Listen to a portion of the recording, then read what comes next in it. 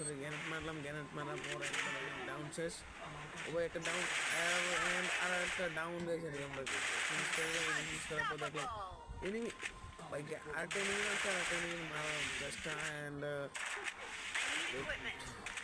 দুইটা আর এইসব পরে গেলাম, তার কিছু সমস্যা নেই দিয়ে চামদোর শেষ,